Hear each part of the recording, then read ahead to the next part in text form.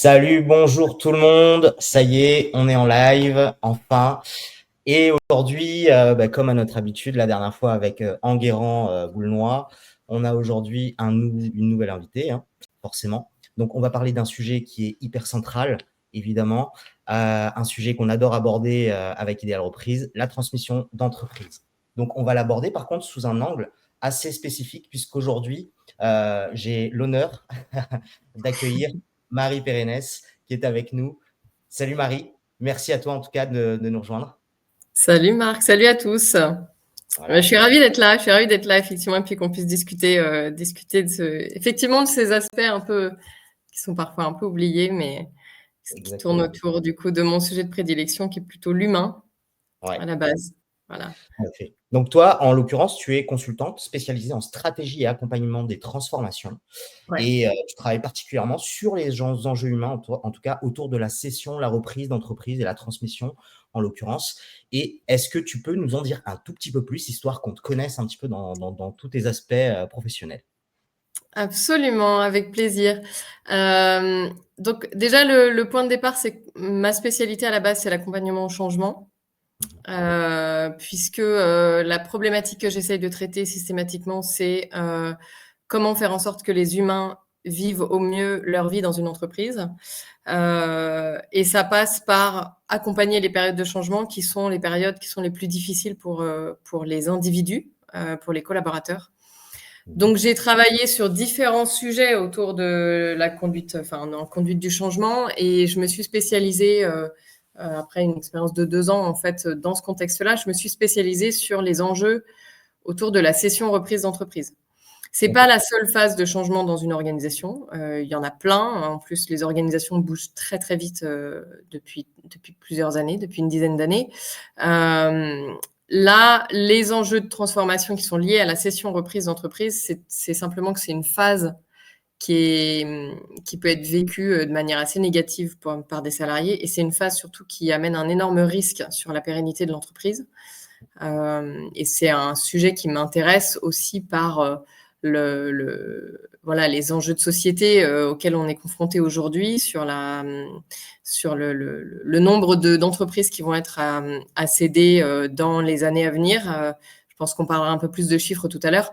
Mais du coup, c'est un enjeu qui m'a vraiment intéressée et qui m'a touchée, je pense, voilà, qui m'a un peu touchée au cœur de me dire, en fait, on est quand même dans un contexte où il y a énormément d'emplois qui sont en jeu. Faire en sorte que ces périodes se passent bien, que les entreprises qui sont transmises puissent être pérennes dans le temps, et que les personnes qui ont fait l'entreprise, qui ont fait l'organisation pendant toute sa première partie, on va dire la première partie de sa vie, que ces personnes-là puissent aussi être celles qui font la suite sans les perdre au passage. Voilà. Tout à fait. Parce que quelque part, de ce que j'ai compris un petit peu de ton parcours, c'est quelque chose que tu as vécu toi-même, hein, Absolument. au Mmh. passage. Ouais, c'est ça. Mmh. C'est une reprise qui n'a pas tenu à cause d'un désalignement des intérêts Bah, entre disons que le c'est pas qu'elle repreneur. a pas tenu, c'est que simplement, il y avait une vraie différence entre la culture d'entreprise, avant qu'elle soit, transmise, et le souhait du repreneur.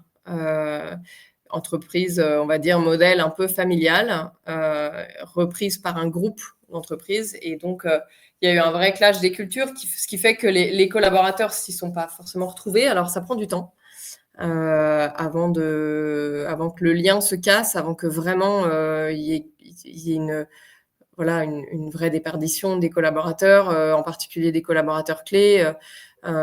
Et la performance de l'entreprise, elle a chuté effectivement par la suite. C'est un problème qui est jamais, enfin, ça peut être résolu, hein, puisque une entreprise qui existe, qui a une image, qui a des clients, il y a toujours moyen de la relancer. Néanmoins, ça amène une période extrêmement difficile pour l'entreprise en elle-même, et surtout pour ses collaborateurs qui, pour la plupart, se retrouvent plus là où ils sont et sont obligés d'envisager un changement, alors que finalement, ça aurait pu se faire autrement. Ouais, tout à Et fait. c'est suite à ça, effectivement, que je me suis spécialisée. Alors depuis cette expérience-là, moi j'ai vécu beaucoup de choses de mon côté, puisque j'ai eu l'opportunité depuis plus de 6 mois, d'échanger avec beaucoup, beaucoup de cédants, Mmh. de repreneurs, de personnes qui ont vécu les deux, qui ont cédé et repris, pas forcément au même moment, pas forcément sur les mêmes tailles d'entreprise. J'ai discuté également avec beaucoup d'acteurs de l'écosystème. Et moi, c'est vrai que j'ai une approche qui est très sociologique dans la manière dont je travaille. Donc, l'approche sociologique, c'est une approche qui est surtout basée sur beaucoup d'observations. Et donc, c'est beaucoup d'observations des situations de travail pour comprendre là où il y a peut-être des choses à améliorer ou des choses à transformer. Donc, je me suis beaucoup rapprochée aussi de la sociologie, de chercheurs en sociologie, etc., pour comprendre finalement l'impact que ça a sur l'individu, le fait de changer de dirigeant, en fait, de manière générale. Au-delà de Sur l'individu, puis sur le collectif par découlement. Ouais, Ouais. exactement. Ouais. C'est vrai qu'aujourd'hui, tu le disais tout à l'heure justement, et certainement à juste titre, on entend parler de plus en plus d'une vague de transmission à venir. Pourquoi aujourd'hui c'est un sujet aussi important? Et pourquoi particulièrement aujourd'hui, d'après toi?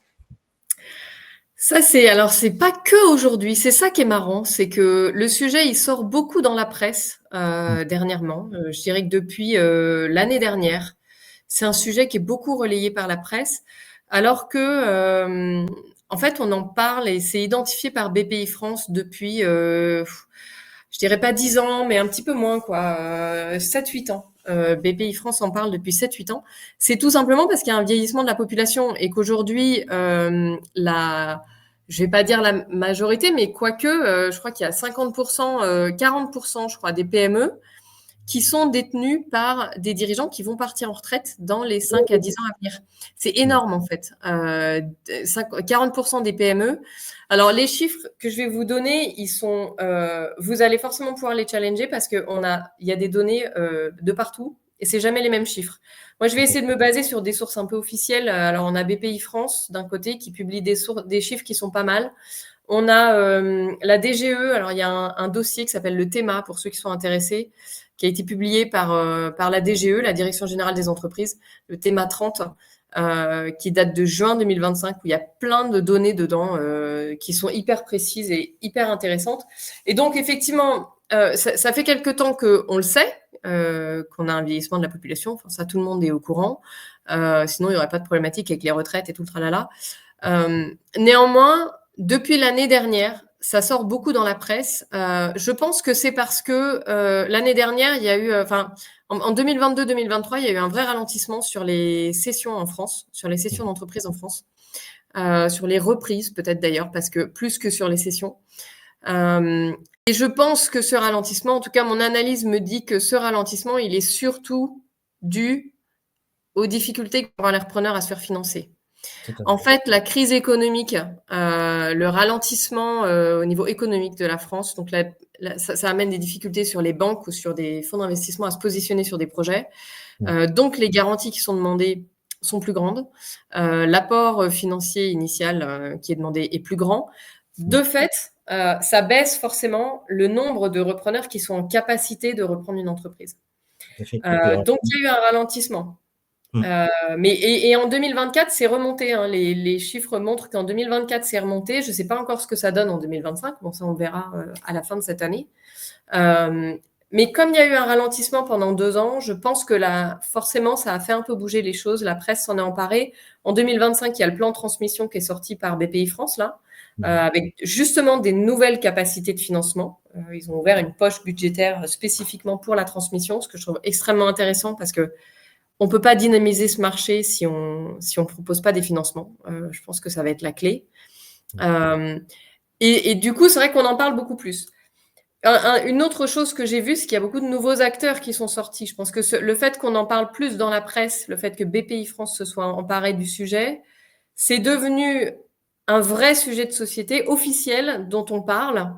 Donc, il y a beaucoup de nouveaux acteurs qui sont apparus. Alors, il y a des acteurs de toutes parts. Hein. Il va y avoir des acteurs au niveau du financement. Tu parles beaucoup d'investissement collaboratif. En fait, typiquement, c'est des solutions qui sortent et qui se répandent un peu partout. Alors, pas uniquement sur le marché de la transmission, mais aussi sur ce marché-là. Donc, il y a l'investissement. Et puis après, il y a toutes les structures d'accompagnement qui se développent. On voit beaucoup de formations en ligne sortir. On voit des organismes de formation qui viennent finalement compléter l'offre qui existait déjà. sur ce marché-là. Ça fait du mouvement, ça fait du discours autour du sujet. Donc, c'est pour ça que ça devient un vrai sujet de société dont tout le monde parle. C'est tout simplement parce qu'il y a des actions qui se font, il y a beaucoup de gens qui arrivent sur ce marché-là, qui font parler d'eux. Donc, on en entend un peu plus parler, quoi. Mais il y a un enjeu de société derrière. Il ne faut pas Tout à fait. l'oublier. C'est vrai, et c'est vrai qu'on peut voir aussi la corrélation. On voit un petit peu, je fais le parallèle avec l'immobilier, puisque c'est vrai que l'immobilier aussi a connu cette chute drastique du nombre d'acquéreurs, Ouais. de personnes capables en tout cas d'acheter, à cause du verrou qui est mis en place par les banques et par tous les acteurs qui se disent bah, je vais me mettre en sécurité, hein, un petit peu comme tout le monde aujourd'hui. Il y a l'impact politique aussi qui joue forcément son jeu. L'impact politique qui aujourd'hui, l'instabilité qui fait Ça, c'est freiner clair. les pieds de fer un petit peu tout le monde. Donc, c'est assez difficile. Et c'est vrai que de mon côté aussi, je vois bah, les entreprises qui vont être à transmettre dans les années futures vont se multiplier. Comme tu le dis, si bien là, les départs en retraite, les personnes aujourd'hui sont issues majoritairement du baby boom. Aujourd'hui, bah, on parle de papy boom. Et ces entreprises ont besoin, en effet, bah, d'être soutenues pour des transmissions. Et c'est un vrai enjeu pour l'économie future du pays. Pourquoi? Bah, parce que ces entreprises, en fait, elles emploient des gens et elles emploient énormément de gens. D'ici 2030, il me semble que c'est 4 millions d'emplois qui sont en jeu. Donc, c'est quelque chose aussi que je constate, dont on me parle de manière systématique. Les repreneurs aujourd'hui ont envie de reprendre. Il y a vraiment énormément de personnes qui ont envie de reprendre, mais les outils qui sont à leur disposition sont un petit peu dispatchés. Et c'est vrai que c'est assez difficile de s'inclure, en tout cas, dans ce mécanisme, puisque déjà, il faut avoir forcément une casquette d'entrepreneur dans l'âme, hein, pour pouvoir reprendre une société, d'avoir une casquette qui est capable de tout faire, un peu comme le disait Bernard Tapie. C'est quelqu'un qui doit être visionnaire, mais qui doit être en même temps capable d'être structuré, mais qui doit savoir vendre, mais qui doit savoir aussi écouter, etc., etc. C'est tout un panel de compétences qui est pas facile à appréhender et pas facile à avoir. Et l'objectif, en tout cas, de tous les acteurs, c'est de se coordonner quelque part pour pouvoir permettre une fluidité dans ce milieu, si tu vois ce que je veux dire. Ah, mais complètement. Et d'ailleurs, enfin, tu parles de la nécessité d'être entrepreneur et il y a beaucoup de discours aujourd'hui dans des médias spécialisés ou même par BPI France. C'est beaucoup un discours qu'ils ont. C'est plutôt que d'entreprendre, réfléchissez à reprendre une entreprise. Ce qui est effectivement une très bonne idée parce qu'en fait, si des entrepreneurs qui aujourd'hui sont en train de créer une boîte finalement commencer à chercher un peu ailleurs plutôt que d'investir leur argent dans une création à partir de rien. Ces mêmes entrepreneurs pourraient effectivement reprendre une entreprise. Ça reste un travail différent hein, de reprendre une entreprise. Je pense qu'il faut pas l'oublier. Ouais, C'est un travail différent puisqu'on arrive, il y a déjà quelque chose qui existe, il y a déjà des clients qui ont une attente. L'entreprise, elle a une image, elle a une histoire, il y a des collaborateurs qui eux-mêmes ont une certaine image de l'entreprise, ils ont une histoire avec elle. Les clients, les fournisseurs, tout ça. Donc, on hérite de tout ça, en fait, quand on reprend. Hein. On hérite vraiment d'un package complet. C'est adopter le bébé de quelqu'un d'autre, en fait. Hein. Donc, c'est pas construire le sien. C'est pas construire quelque chose à son image. On peut le faire grandir à son image après. Ça reste un travail différent. Je pense qu'intellectuellement, c'est peut-être aussi moins facile pour un entrepreneur de se projeter sur une reprise, alors qu'il y a des histoires de reprise qui sont absolument extraordinaires, quoi. Il y a des personnes qui ont réussi, au contraire, qui se sont projetées avec une organisation, avec une entreprise, et qui ont réussi à la faire, à l'emmener extrêmement loin, à la faire traverser, j'allais dire traverser le temps, mais l'amener sur des problématiques environnementales, etc. Enfin, il y a beaucoup d'entreprises de reprise qui tournent autour de ça aujourd'hui. C'est prendre un modèle ancien et réussir à l'amener sur un modèle qui est, on va dire, cohérent injecter un par peu rapport plus aux enjeux nouveau. d'aujourd'hui, quoi. Ouais, tout à fait. Ouais. Et justement, quand tu me parles de tout ça, donc tu parles d'humain et quelque part, dans ton discours, j'entends aussi transformation. Et Ouais, mais qu'est-ce je que tu parle beaucoup de transformation parce que effectivement, la transformation, bon, si on est pur et simple, hein, la transformation, c'est simplement le fait d'emmener quelque chose. Bon, là, on va parler d'entreprise, d'un état A à un état B. Voilà. Et il y a plein de manières de faire de la transformation, en fait. La gestion de projet de transformation, c'est un métier, c'est simplement dire, bon, bah, pour aller de là à là, on va faire toutes ces étapes-là et puis on va les dérouler. La transformation dans un grand groupe, c'est absolument pas la même chose que la transformation dans une PME. La transformation dans un grand groupe, on va commencer par travailler sur les processus. On va changer les processus pour que finalement, il y ait un impact réel dans l'organisation. Dans une PME, c'est différent parce qu'une PME, c'est avant tout des individus, avant tout des humains, qui eux-mêmes déroulent des processus pour lesquels parfois ils savent même pas que c'est un processus. Il y en a, ils ont même pas conscience que en fait ils déroulent toujours les actions de la même manière et donc on peut considérer que c'est un processus. Quand on fait de la transformation dans une PME, en fait, on commence par essayer de comprendre la situation telle qu'elle est et de comprendre les humains au départ, les individus. Quel est leur rôle? Quel est leur rôle officiel, mais aussi le rôle officieux? Comment ils se positionnent par rapport à l'organisation? Quel est leur rapport aux autres? Et puis après, on va aller chercher des éléments de culture. C'est comment les gens se parlent les uns avec les autres. C'est quoi la place du patron dans tout ça? Est-ce qu'il fait le tour des bureaux? Comment il dit bonjour? Est-ce qu'il amène les croissants? Est-ce qu'il y a des apéros régulièrement? C'est des trucs bêtes, mais les discussions à la machine à café, elles ressemblent à quoi? Est-ce qu'il y a beaucoup de monde à la machine à café? Et du coup, des discussions qui sont souvent très professionnelles, en fait. Ou est-ce que finalement, les gens, ils se parlent dans des bureaux fermés? Est-ce que c'est des open space, etc. Tout ça, on va aller le regarder parce que pour l'emmener à l'état B, c'est-à-dire dans le cadre de la transmission, hein, l'état A, c'est j'ai un patron à un instant T qui est en train de considérer qu'il va vendre. L'état B, c'est le repreneur a repris et l'entreprise, elle continue de vivre, quoi. Enfin, voilà. Pour faire cette transition-là, il y a plein d'étapes. Il y a une étape sur laquelle, en tant que consultant, on n'a pas trop d'impact, ou en tout cas, on n'a pas la main mise. C'est le choix du repreneur et on va dire l'arrivée du repreneur. Néanmoins, toute l'étape préparatoire et tout ce qui se passe après, on peut avoir un avis et on peut permettre aux individus, aux personnes de l'organisation de se positionner correctement par rapport à ce changement. C'est un chemin qu'il faut tracer. Il faut emmener les individus à comprendre ce qui est en train de se passer, comprendre l'impact que ça va avoir sur leur quotidien, que eux-mêmes puissent être responsables de leur rôle dans le cadre de ce changement. Et ça, c'est des choses qui sont assez importantes, qui sont assez peu considérées dans le cadre d'une reprise d'entreprise. Enfin, aujourd'hui, ça existe assez peu. Tu le dis très bien, puisque en effet, moi, j'ai pas mal de personnes qui, en effet, sont venues vers moi avec un business plan tout carré, un audit parfait, mais l'impact humain n'est pas forcément mesuré au départ. Et là, la prise de conscience, elle est importante. Comment tu fais, toi, pour leur permettre de prendre conscience de ça réellement? Alors, les repreneurs, ils en ont effectivement pas forcément conscience. Maintenant, ils s'en rendent compte assez rapidement. Pour la simple et bonne raison que les cédants, par contre, eux, ils y pensent. Et du coup, pour qu'un match fonctionne entre un cédant et un repreneur, il faut qu'il y ait un discours qui soit similaire. Il faut qu'il y ait un mindset qui soit équivalent entre les deux. Donc, il faut qu'ils puissent parler le même langage. Un repreneur qui ne va pas du tout parler le langage de l'équipe, il va avoir du mal à se faire entendre par le cédant. Maintenant, je dis ça, c'est le cas pour une majorité de cédants, pas pour tout le monde. J'en ai rencontré plein des cédants qui se sont rendus compte après coup que finalement, ça, ils avaient pas creusé ça, ils n'avaient pas imaginé que ça pourrait dérailler sur cet aspect-là. Et qui après, finalement, s'en mordent les doigts et se disent, mais en fait, tout s'est écroulé, en fait. Finalement, ce que j'ai construit, ça s'est écroulé tout simplement parce que j'ai pas vérifié que le projet, il pouvait matcher avec les équipes.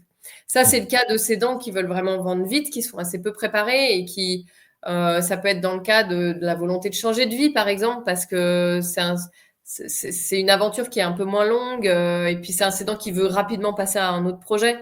Donc, il y a un aspect financier quelque part qui est l'attrait du cédant qui veut Exactement. vendre. Il y a cet aspect financier en priorité plutôt que ses équipes, etc. Ouais, je comprends. Ouais. Et c'est vrai que dans le cas où c'est un cédant unique et un repreneur personne physique, le match entre les deux personnes va se faire normalement s'ils ont une philosophie commune, s'ils ont quelque chose de commun. Donc les aspects humains là-dedans, ils vont en découler parce que une entreprise, elle ressemble à son dirigeant, hein, toujours. Alors, en particulier une PME, même jusqu'à 100, 200, 300 personnes, par ruissellement, la personnalité du dirigeant va infuser dans l'ensemble de ce qui se passe dans l'entreprise. Les personnes vont être choisies parce qu'elles se ressemblent, même si on veut de la diversité, même si tout ça, il y a quand même quelque chose de commun. Et puis, on arrive dans une culture d'entreprise qui ressemble à son dirigeant. Donc, le repreneur qui arrive, si c'est une personne physique, le cédant, il va avoir tendance à chercher quelqu'un qui lui ressemble aussi ou qui parle le même langage. Là où c'est plus complexe, c'est quand quand une entreprise elle est rachetée par une personne morale, parce que une Ça marche. personne morale, elle aussi, une entreprise, elle arrive aussi avec sa culture en fait. Et Bien sûr. les deux personnes qui se parlent sur le moment, ils peuvent parler le même langage. C'est pas pour ça que les deux entreprises vont être compatibles et Mm. que les cultures vont être compatibles en fait. Donc là, il y a vraiment quelque chose sur lequel sur lequel il faut faire attention. Mm. Et c'est vrai que dans nos discussions qu'on a évoquées, là, ce sont des acteurs clés, hein, et aujourd'hui, tu parlais aussi de signaux faibles. En quoi Ouais. c'est important, les signaux faibles? Et qu'est-ce que c'est qu'un signal faible, si tu devais le définir? Ouais, alors les signaux faibles, je parlais tout à l'heure de culture d'entreprise. En fait, c'est très difficile Détecter? de décrire ce que c'est qu'une culture d'entreprise. Mm. Une culture d'entreprise, c'est tout ce qui se passe qui n'est pas officiel. C'est ce qui est officiel rentre assez peu dans la culture d'entreprise, en fait. Et les signaux faibles, c'est justement ce qui rentre dans la culture d'entreprise.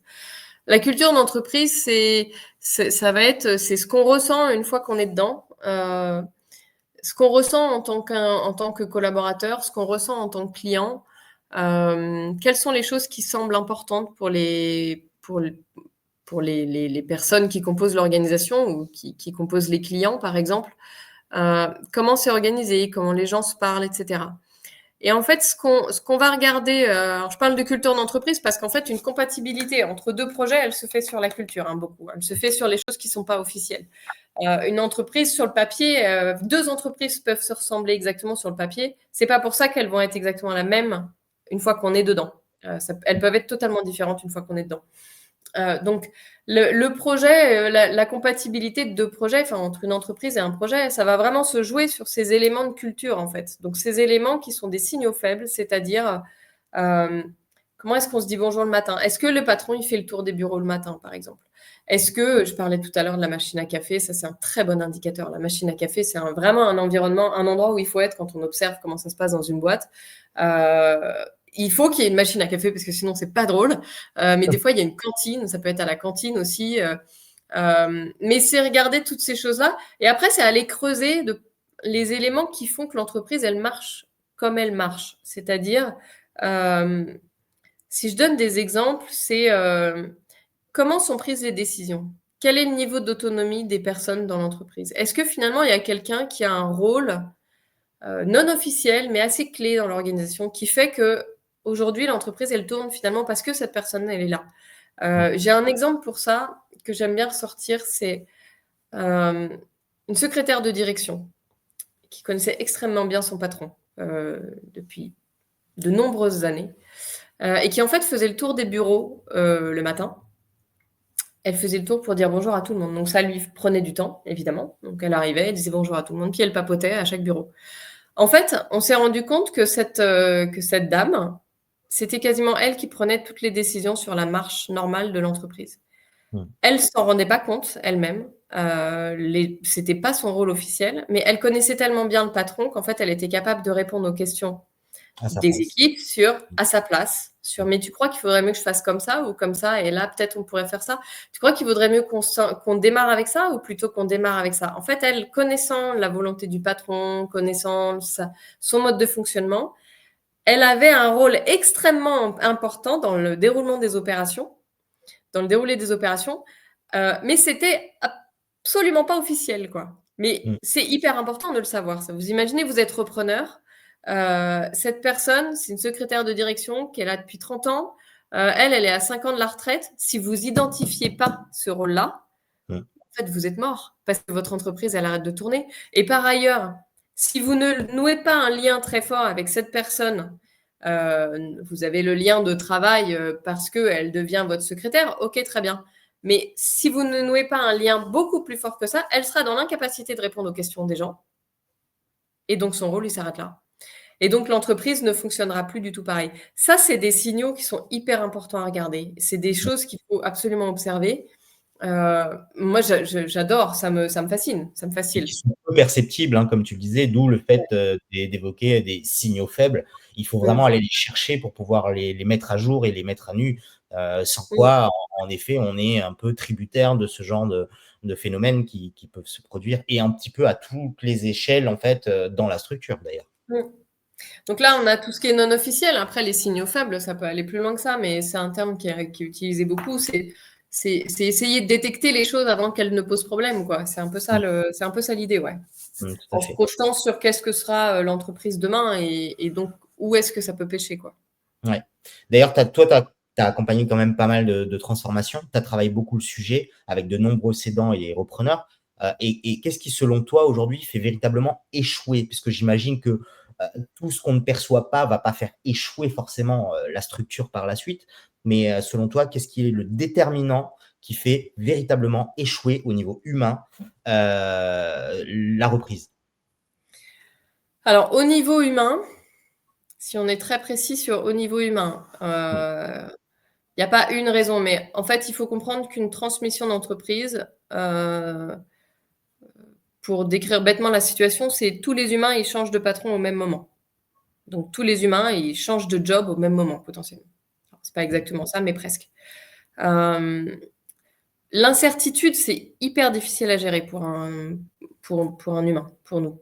Globalement, l'humain, il n'aime pas l'incertitude. Il a besoin de mettre les choses dans des cases. Il a besoin de savoir où ça va. De Il a confort? besoin. Alors même si, tu vois, on pourra argumenter. Il y a des gens plus créatifs que d'autres, des gens qui sont qui ont plus de facilité avec le changement, avec l'incertitude, etc. Néanmoins, ça reste un fonctionnement, on va dire, intrinsèque de l'humain. L'incertitude, c'est compliqué. Le changement, c'est compliqué. Il y a certaines personnes qui vont avoir plus de facilité sur le changement, mais dans certaines situations, ils vont être incapables de bouger, par exemple.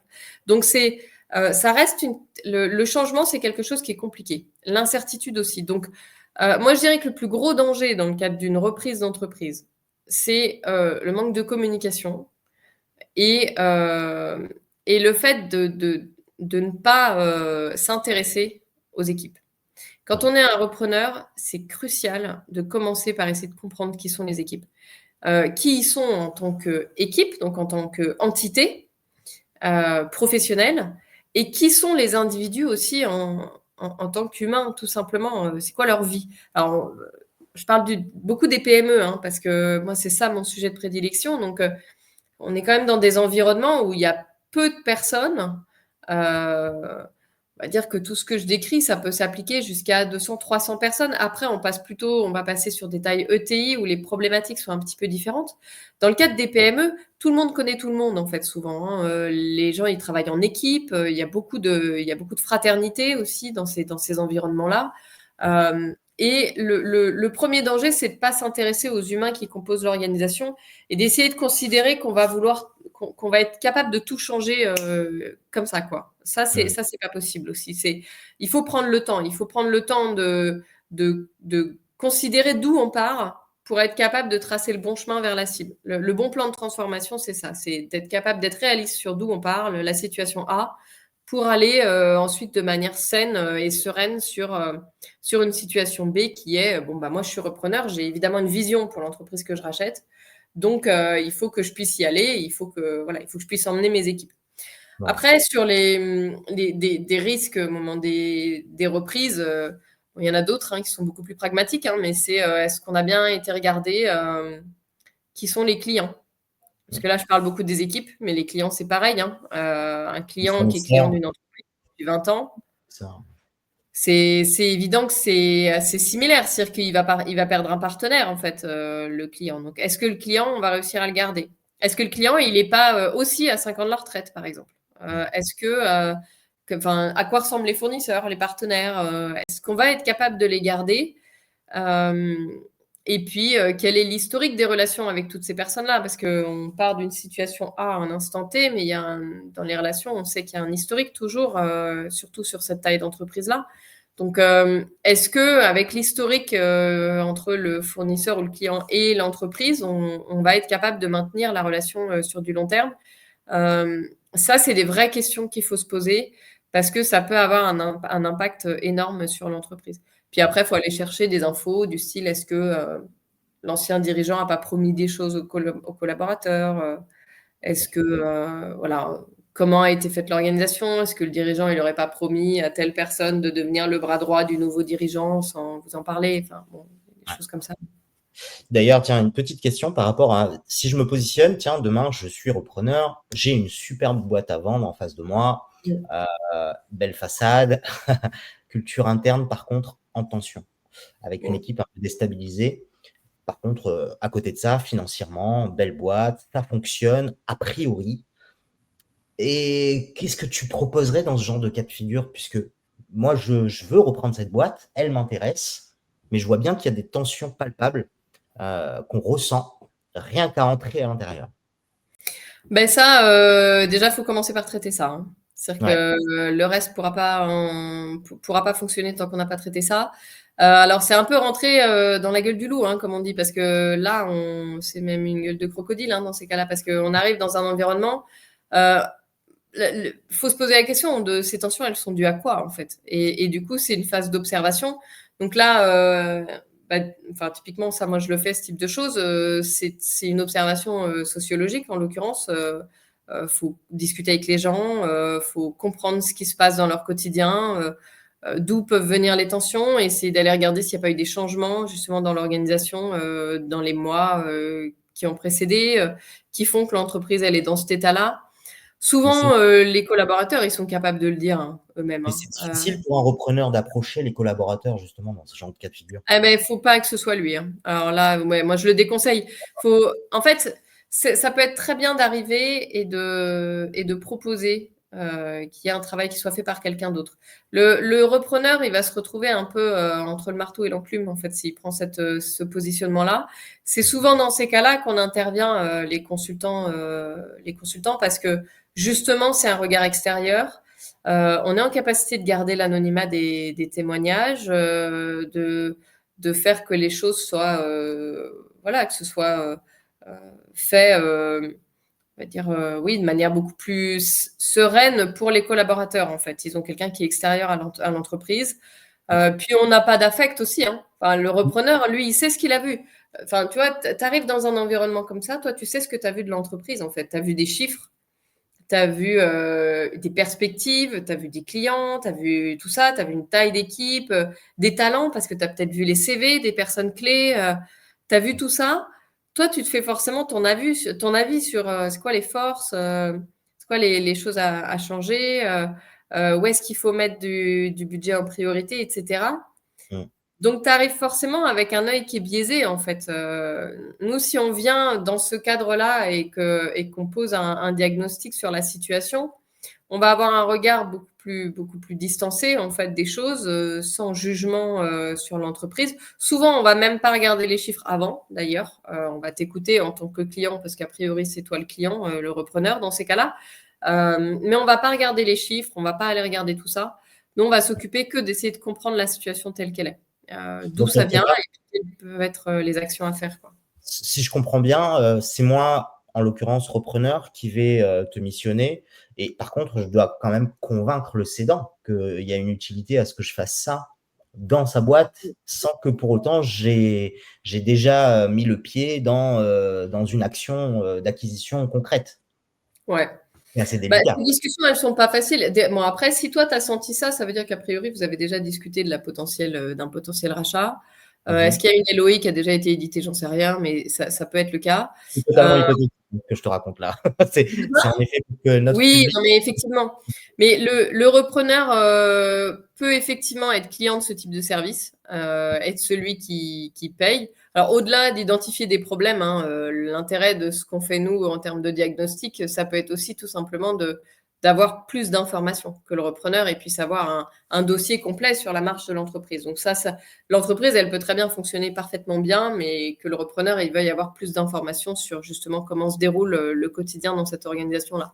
Mais Bah, après, c'est dans l'intérêt du cédant aussi de faire ce type de diagnostic, d'acquiescer pour ce type de diagnostic. Il a tout à y gagner parce que lui, il va afficher plus. Donc, son dossier, il gagne en transparence.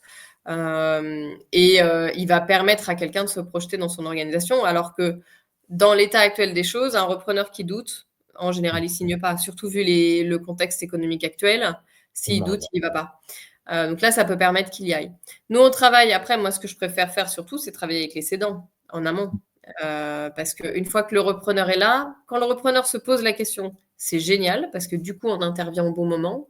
L'idéal, c'est d'arriver beaucoup plus tôt, de travailler avec le cédant au moment où lui, il se prépare et qu'il se dit, bon, bah, en fait, ça y est, c'est bon, là, dans 5 ans, il faut que je parte.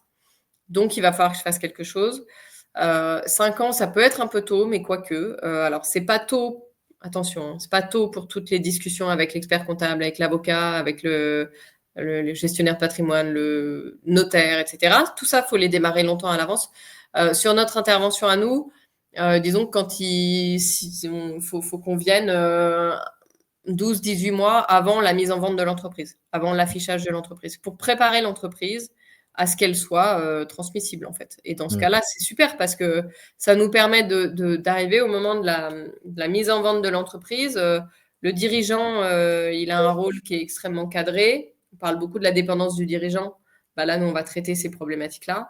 On va être capable aussi d'avoir... De quoi? C'est un vrai travail de fond. Ah, mais complètement. Oui, oui, et puis chaque personne aura conscience de son rôle dans l'entreprise, chaque personne aura conscience de ce qui arrive aussi. Ça peut être long, on peut imaginer que c'est long, 18 mois, mais en fait, savoir que quelque chose va se produire, c'est toujours mieux que rien savoir. Et par ailleurs, savoir qu'on ne sait pas ce qui va se produire, c'est aussi de l'information. Et ça permet souvent aussi de se rassurer, de se dire, bah, il n'est pas en train de nous cacher des choses, quoi. Un cédant qui cacherait ça à ses collaborateurs, ça peut être assez néfaste, en fait, dans la vie de l'entreprise, ouais. L'effet de surprise, il est horrible pour les collaborateurs dans ces cas-là. Évidemment, c'est pas étonnant. Et dans le cas inverse, pour le coup, parce qu'en effet, on a parlé de potentiel échec lors d'une reprise, mais qu'est-ce qui fonctionne maintenant dans une reprise? Aujourd'hui, on arrive et en effet, bah, j'ai détecté quelques problématiques et tu interviens. Qu'est-ce que tu proposes, toi, pour être à peu près sûr que ça fonctionne? Peut-être une question un peu difficile. Ouais, c'est une question difficile parce que ça dépend vraiment des cas. Ça dépend vraiment des cas, mais je dirais que le cas standard, la réponse standard que je vais te faire, elle est assez simple. C'est à partir du moment où, bon, si on part d'une situation à problème, à partir du moment, je vais partir de cet exemple-là, à partir du moment où on a mis le doigt sur la situation et par quoi elle est engendrée, et qu'on est en capacité de parler aux équipes et de présenter aux équipes notre constat, en général, les problèmes, ils se résolvent tout seuls. C'est la beauté de la sociologie. C'est comme ça que ça fonctionne. C'est que, en vrai, il faut faire confiance à ces équipes, en fait. Les équipes en elles-mêmes, elles Un peu sont... comme quand tu vas voir le psy, une fois que tu as identifié le problème, tu as résolu 50% du problème.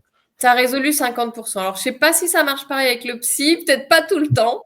Mais quand il s'agit de situations de travail, en fait, la plupart des collaborateurs, une fois qu'on a mis le doigt sur quelque chose et qu'on est capable de dire, en fait, nous, ce qu'on veut, c'est aller à tel endroit. Notre cible, c'est celle-ci. Évidemment, il faut qu'on y aille tous ensemble, parce que si on n'y va pas tous ensemble, ça marche pas. La cible, elle a un sens pour telle et telle raison. Alors, donner du sens, c'est extrêmement important dans ces cas-là.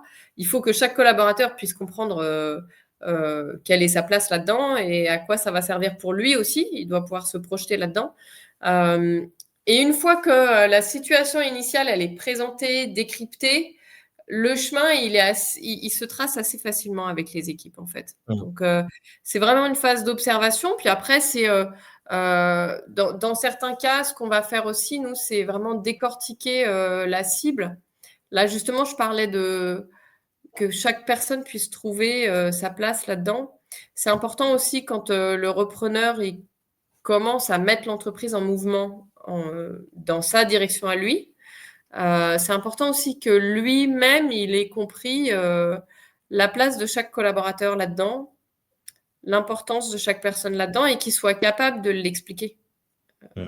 C'est pareil, c'est crucial parce que c'est ce qui va permettre en fait d'aligner l'ensemble des couches, si je peux dire ça comme ça, de l'organisation pour que tout le monde soit dans un même mouvement en fait, que tout le monde apporte les solutions à son niveau.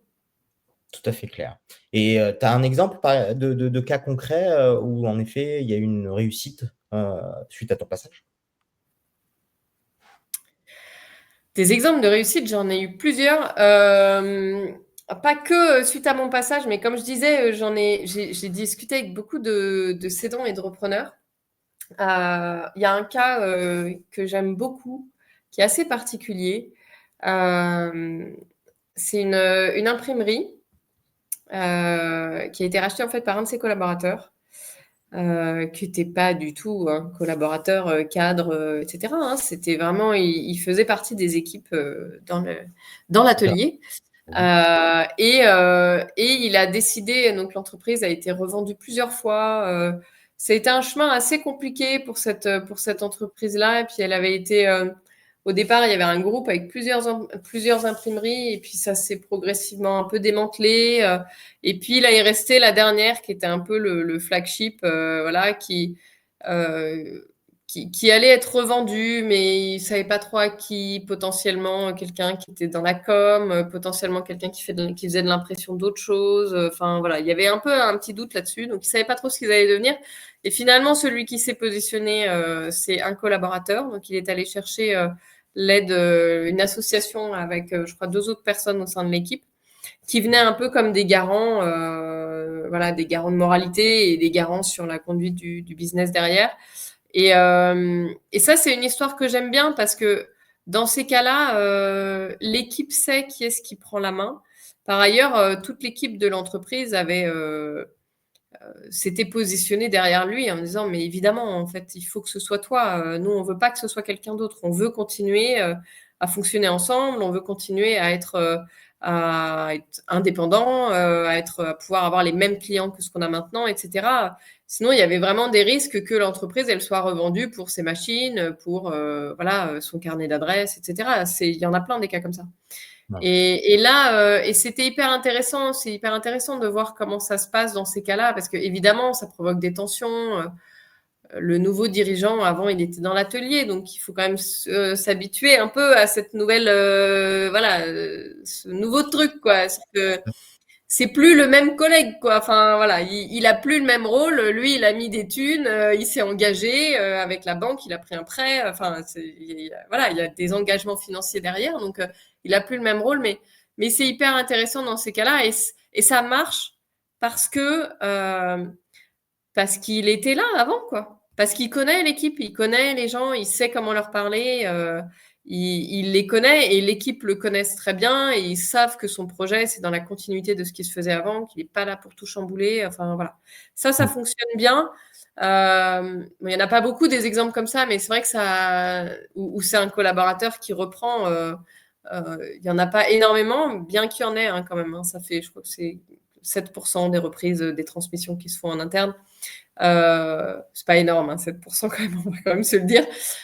Et sinon, après, quand ça marche bien, quand il y a une vraie préparation des équipes et que le dirigeant a désigné ses successeurs. C'est Oui. pas pour ça que c'est eux qui reprennent financièrement. Il peut y avoir un repreneur externe qui arrive, donc soit un repreneur personne physique, soit un repreneur personne morale. Néanmoins, quand le dirigeant a bien préparé ses équipes, qu'il a désigné et qu'il a formé les personnes qui seront en responsabilité, ça marche super bien aussi. Mmh. Trouver des relais en interne, c'est vachement bien quand même. Pour s'assurer de la pérennité, c'est bien. Parce qu'en plus, les équipes, pendant plusieurs mois, voire plusieurs années, elles vont être habituées à aller discuter avec quelqu'un d'autre que le dirigeant. Et ces personnes-là seront toujours là après. Donc, voilà, ça limite le risque un peu de clash entre le repreneur qui arrive et les équipes, l'ensemble des équipes. Quoi. Il y a un filtre entre les deux. Voilà. Donc après, il faut bien s'occuper de ces personnes-là. Hein. Quand on reprend, les relais, ils sont hyper importants. Il faut vraiment s'en occuper et il faut effectivement qu'il y ait une vraie compatibilité entre le repreneur et les relais, ouais, dans ces cas-là. C'est clair. Aujourd'hui, à l'inverse, du coup, des signaux manqués qui ont malheureusement fait chuter la mécanique. Ouais, on en parle beaucoup, hein. Enfin, on en parle depuis tout à l'heure, mais ouais, Ah si, alors un exemple, c'est se planter dans sa compréhension de l'entreprise, par exemple. Mmh. Ne pas considérer l'entreprise comme une entité qui a une histoire, ça Mmh. peut être dangereux aussi. Une entreprise, à un instant T, elle peut être positionnée sur un secteur, mais avoir tout un historique dans un autre secteur. Ça, je l'ai vu déjà. Euh, et, et du coup, entre l'image que veut donner le dirigeant au moment de la vente, donc son positionnement, son secteur de marché, son discours commercial, etc., et ce que les clients connaissent depuis 10 ans, 15 ans, 20 ans, il peut y avoir une différence, une dissonance entre les deux. Ça, c'est important de s'en rendre compte en tant que repreneur, parce que pour le coup, on peut arriver avec un projet qui est très lié à ce que le cédant dit à un instant T, Mmh. mais que ce soit pas du tout compatible avec l'histoire de l'entreprise. Ouais. Ça, il faut pas le louper. Et puis dans les signaux, après, ça peut être aussi, bon, j'en parlais tout à l'heure, les choses qui peuvent vraiment mettre en difficulté, c'est euh, aller regarder qui sont les clients, à quoi ressemblent les contrats des clients aussi. C'est quoi l'historique des négociations dans les contrats? Euh, Parce que là, on parle de contrat, mais ça reste un truc humain, hein. La relation avec les clients, ça reste un truc humain, surtout pour une PME. Est-ce que les clients ou les fournisseurs, ils risqueraient d'être vendus dans les années à venir? Et du coup, potentiellement, les contrats, ils tombent à l'eau. Mmh. Euh, Puis, est-ce qu'on n'a pas promis des choses aux collaborateurs, etc. Ouais, c'est ça. Tout ça, il faut aller regarder, en fait. Bon, il y en a plein des questions à se poser, hein, mais il faut vraiment essayer de faire une constellation. La bonne pratique, c'est de se dire, voilà, qui sont les parties prenantes, en fait, hein, dans l'entreprise. C'est en tant qu'entité, en tant qu'individu, donc il y a l'ensemble des collaborateurs, les clients, etc. Et regarder, bah, en fait, sur tout ça, euh, où est-ce qu'on en est, en fait, comment ça se passe dans les relations entre l'entreprise et l'entité. Voilà. Et puis, C'est ouais, les très codes. clair. C'est très clair. Et une petite dernière question, puisque aujourd'hui, il y en a pas mal, hein, de personnes qui sont en cours de deal, potentiellement pré-deal ou post-deal, etc. Et j'aimerais bien savoir, moi, comment je sais que je dois t'appeler? Quel est le dénominateur commun qui fait que là, il faut que j'agisse, il faut que je me fasse accompagner?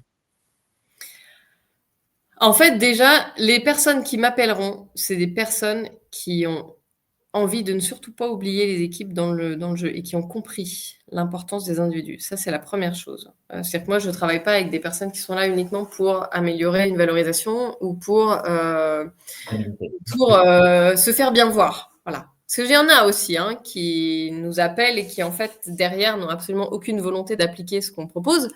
Ça existe, beaucoup, parce que c'est un peu une caution de moralité, si tu veux. On peut aussi avoir ce rôle. Donc, non, non, nous, on travaille avec des personnes qui ont réellement envie de faire quelque chose, de faire bouger les lignes, de se préparer. Euh, et du coup, alors, si vous êtes en cours de signature de deal et que vous êtes cédant, bah, appelez-nous dès maintenant et puis on discutera aussi avec le repreneur potentiel parce qu'en fait, ça devra être un travail conjoint, forcément.